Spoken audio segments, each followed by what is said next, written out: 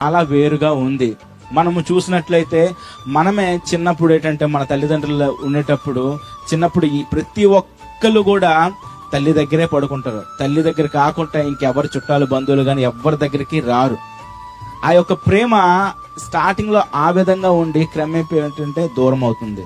ఒకప్పుడు ఏ విధంగా ఉండేదంటే చిన్నప్పుడు నాన్న ఎప్పుడు వస్తాడా అని నాన్న గురించి ఆలోచించే రోజులు, నాన్న ఎప్పుడు వస్తాడా, నాన్న ఎక్కడున్నాడమ్మా అనే రోజుల నుంచి ఇప్పుడు నాన్నని పట్టించుకోలేని రోజులకి కూడా వెళ్ళిపోతున్నాయి. సన్మానించడం అని అంటే వారికి ఏదో తల్లిదండ్రులకు మనము మేడలు లేదా బంగారం లేకపోతే వాళ్ళకి ఏదో గొప్పవి ఇచ్చడం అని కాదు, కానీ ఒక తండ్రిని తండ్రిలాగా ఒక తల్లిని తల్లిలాగా గౌరవిస్తే చాలు. దేవునికి స్తోత్రం.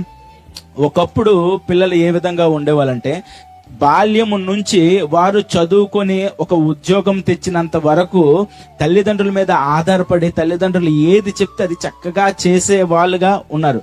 వన్స్ ఉద్యోగం వచ్చేసిన తర్వాత అరే శాలరీ ఎంత వచ్చిందంటే నా శాలరీ అడుగుతున్నావు నాన్న, నా శాలరీ అడుగుతున్నావా అమ్మ అనే క్వశ్చన్ చేసి ఇవ్వడానికి ఇష్టపడరు. కానీ చూసినట్లయితే 15-20 సంవత్సరాల వరకు తల్లిదండ్రుల మీదే ఆధారపడి తల్లిదండ్రులు చెప్పిన ప్రతిదీ చక్కగానే వింటారు. కానీ ఒక ఏజ్ వచ్చిన తర్వాత ఎదురు సమాధానం ఇచ్చే కొంతమంది పిల్లలు కూడా ఉన్నారు. అలాంటి వాళ్ళు ఒకవేళ మన కుటుంబంలో ఉన్నారేమో, ఒకవేళ మనము మన పెద్దవాళ్ళమైన మనము కూడా మన తల్లిదండ్రులకు మనం అలాంటి వాళ్ళుగా ఉన్నామేమో ఒకసారి లేఖనము ద్వారా దేవుడు మనకి హెచ్చరిస్తున్నాడు. దేవునికి స్తోత్రం.